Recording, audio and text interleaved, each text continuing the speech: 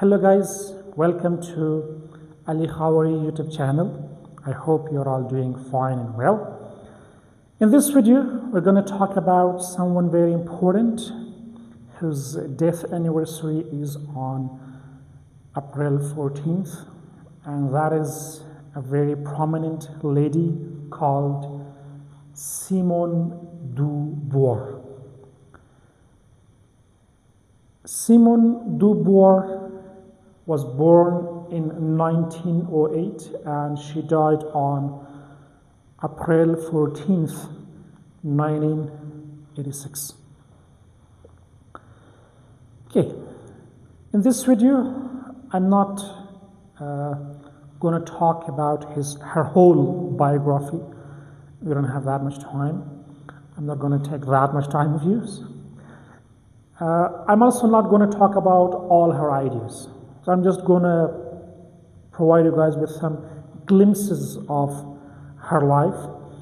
And the purpose is to just introduce her briefly to you. And if you find her interesting, you may go and search her yourself, or you may comment and let me know that which part or which views you want to know deeper, so that we discuss that in detail. Okay, let's get started. So the first part that we want to talk is very brief. That is about her personal childhood and personal life. De Beauvoir was born to a French family, for sure. Her father was a defense lawyer and he was quite conservative, but he was sort of secular, so not interested in religion kind of issues. On the other hand, her mother was a Catholic Christian, a very strict Catholic. She was very strictly religious guy. So parents were apparently opposite guys. The mother was quite religious, while the father was secular type. But apparently during childhood, the impact of mother was more, and that's why Simone de Beauvoir, while she was just a kid, dreamed of becoming a nun in the future. That was one of her dreams when she was a child. Coming to the family background, they were quite good. I mean, from financial perspective, at least they were quite in a good situation. So father was a lawyer, he was making a decent earning. Mother was coming from a banking family, means the father of the mother, the grandfather, the maternal grandfather was a banker. So financial situation was quite good. But something happened that changed a lot of things around the world, and it affected de Beauvoir family as well, and that was World War I. After World War I, the family's financial situation got completely changed. The maternal grandfather went bankrupt. Her father had invested in the stock market of Russia, which all became nothing, you can say. So they just went to very bottom, in a very bad situation. And that was when her father came and told her and her sister that you guys gotta work, you guys gotta do something so that tomorrow you should be independent. We don't seem to be in a situation to be able to support you guys. So that was the incident that helped, or maybe better to say made, Simone de Beauvoir to pursue academic excellence. She focused a lot on academic things, and she thought that this is the only way that can guarantee her a good and stable life, and it can help her have a good income. So she started studying a lot, and she was really good at that.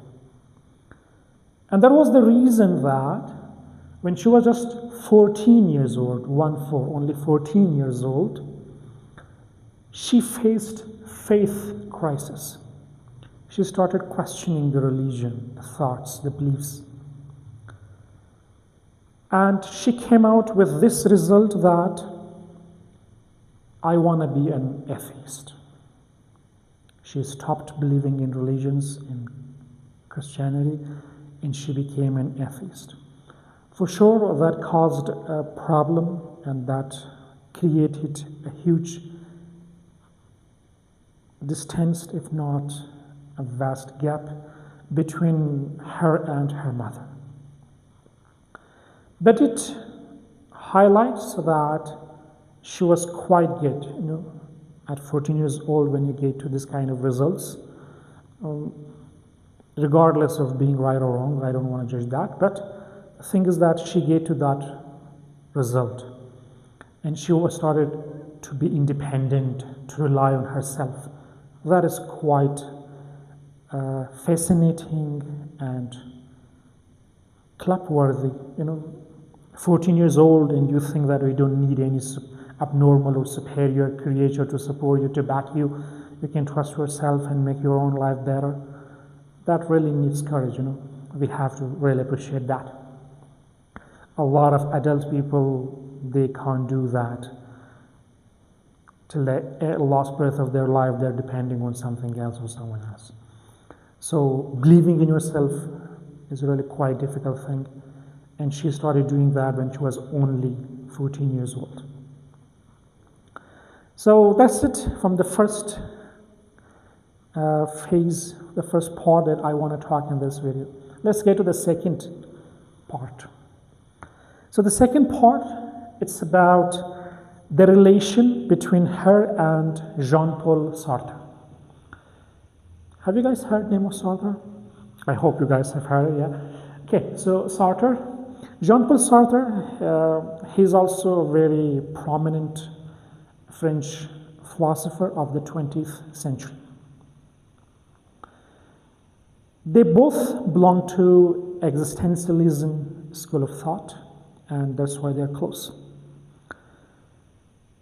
They were very close to each other. But in 1929, they signed a kind of pact, agreement, and in that agreement, they clarified some points. One of the main points was that they will not marry each other. No marriage. Why? They thought that marriage is a bourgeois institution which is made to bound people to bourgeois culture and traditions and values, which would limit us and would deprive us of our liberty. So they said that we don't want to bound ourselves to that. We want to be free, and that's why we don't want to marry. So that was a kind of revolutionary act, but they did it. And they also said that we are, the Sartre and Beauvoir, that we are essential lovers. And we both are free to experience contingent loves. Okay? Essential and contingent, for sure, they're philosophical terms, but here's not the time or the place to discuss about those kind of things. Let's make it simpler to understand in this video. It basically means they mean that we would be philosophically and emotionally honest and attached to each other.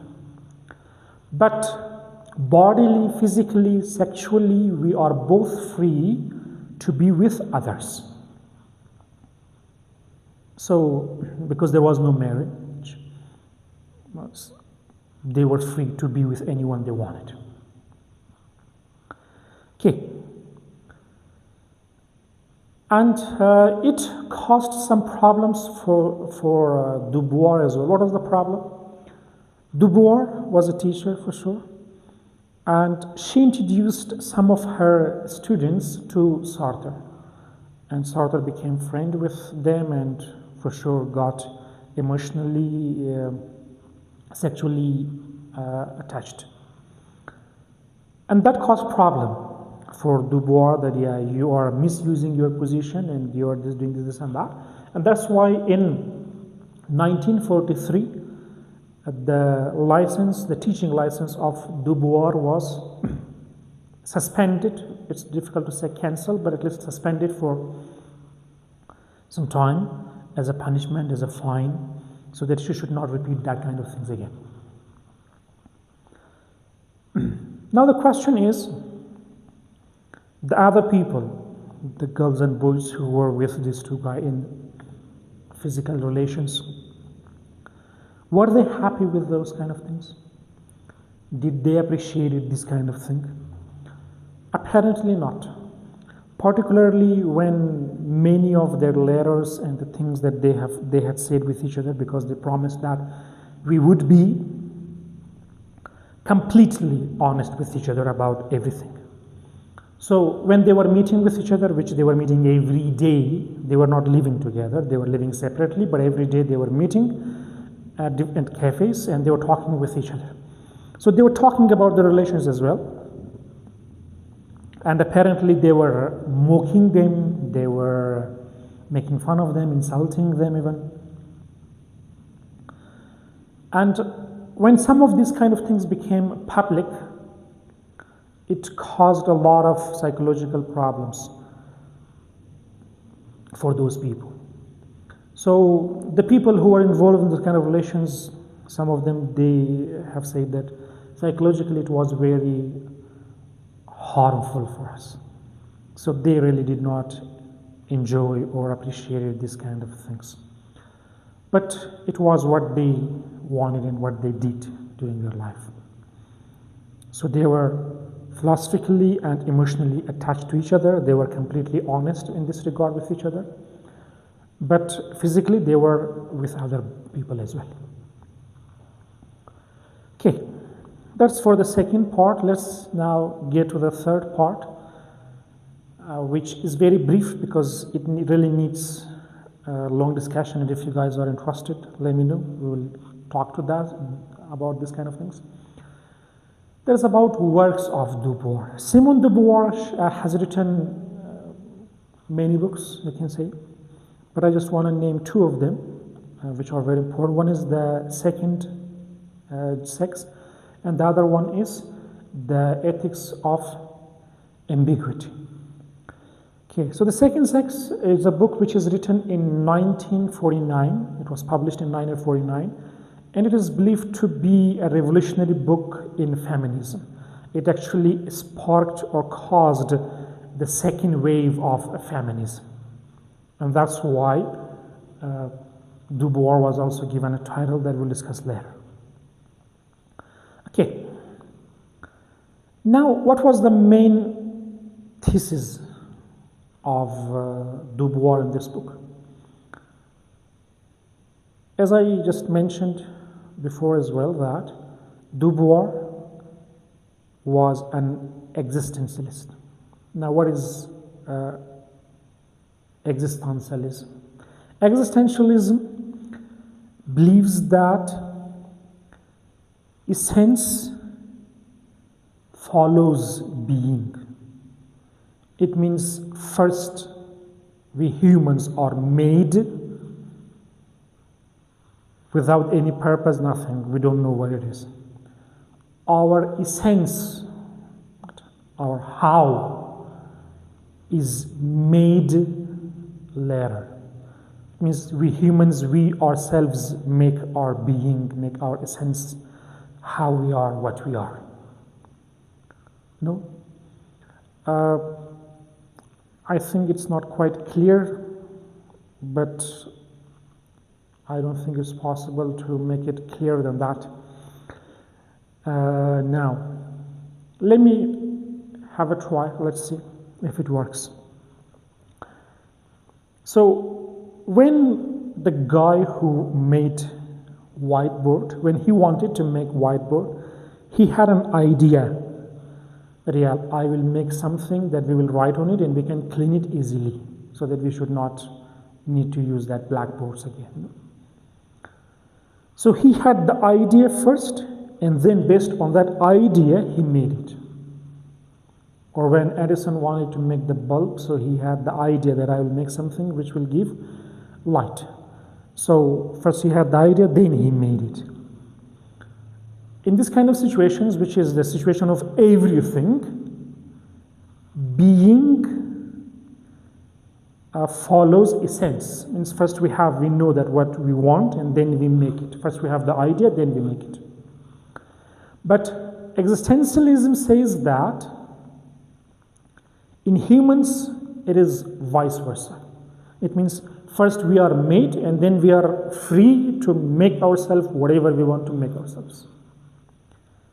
It is we who define ourselves, who make ourselves actually. You know?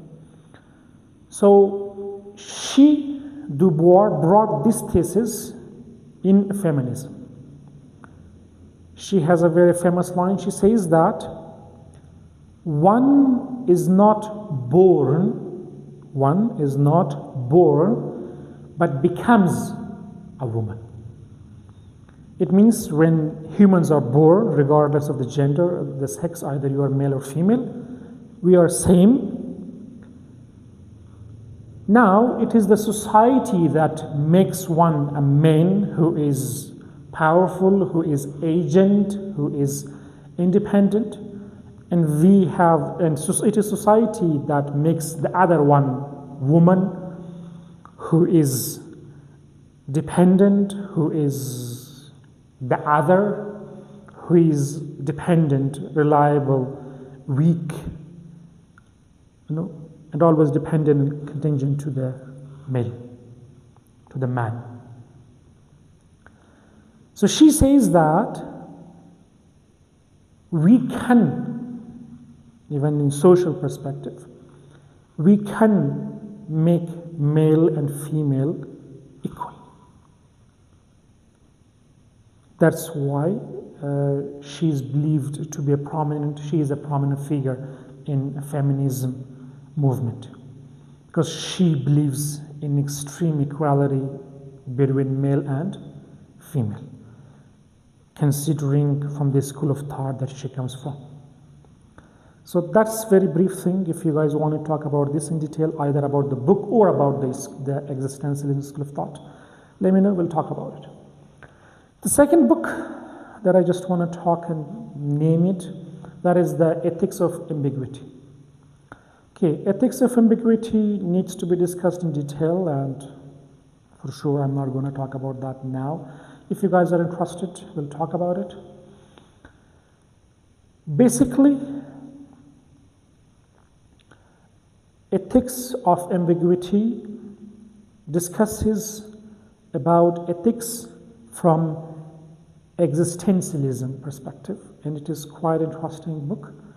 And it is apparently the first book that talks about this topic, means ethics from existentialism perspective. That is quite a novel topic that back then when she wrote the book. So those are two important books from my perspective of Ms. de Beauvoir, which I mentioned, but she has some other very good books as well.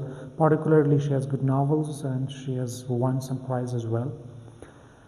Now coming to the last part of this video, that is about her legacy, her impacts on others and after her.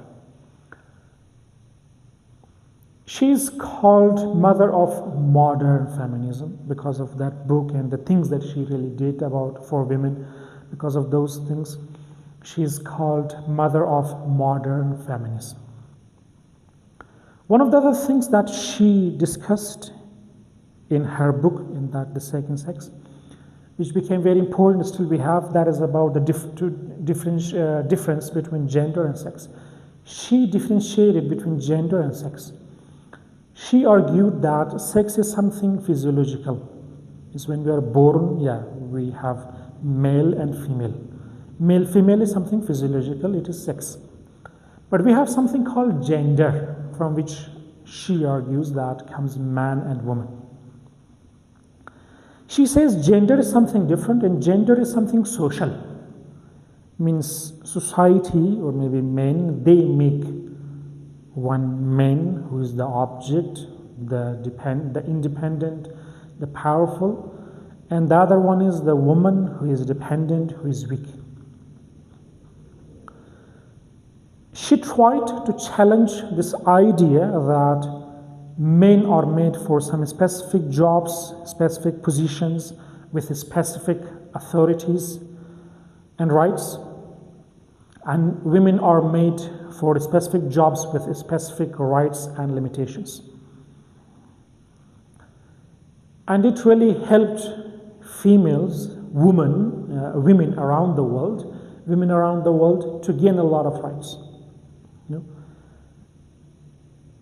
Normally, it is believed, for example, that some jobs, some tasks are specifically for female, like cooking food, taking care of children, looking after a house, this and that.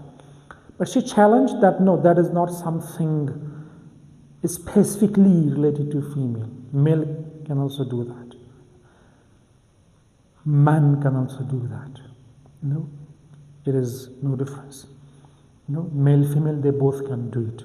It is society who says that no, this is related to man, this is related to women. Man should do this, a woman should do that. Men and women, they both can do this kind of things, no problem at all. And from there, we have this thing which we called gender studies, which is very wide nowadays. So she's one of the main reasons that we have it now. About ethics, so I told you that name of that book, that is very much important, regarding ethics in existentialism, that is very important. One other thing that she did was very important. In 1971, there was a kind of manifesto called Manifesto of 343. Why is it called 343? Because 343 women signed that manifesto, and one of the most important figures was de Beauvoir. What was that manifesto? That manifesto proposed that abortion should be legalized in France. Females should be allowed to decide themselves either they want to have the baby or they want to abort her. So the women should be given this right. Was it effective? Apparently yes, because 4 years after that manifesto, in 1975, the French government passed a law which made abortion legal. Though in 1975 it was not permanent law, they made a kind of testing law, probationary law for 5 years, that if it works then we will make it. But it happened in 1979, this law became permanent and abortion became legal in France. So in that regard also, de Beauvoir is one of the very first people who thought about it, and he did something about it, and that was also effective. Abortion is one of the hot issues that still we have in different countries around the world. The last thing, in 2008, the French government made a prize called Simone de Beauvoir Prize, and it is given to the activists in the field of human rights and women's rights around the globe. So that is also shows that how important she is for France and also for the whole world, particularly for the feminism movement. That's all about Simone de Beauvoir in this video. If you have any question, feel free to comment. If you want any particular part to discuss with more detail, also let me know. And like the video, subscribe the channel if you have not yet, and also share the video with your friends, and acquaintances. Have a good time. See you guys.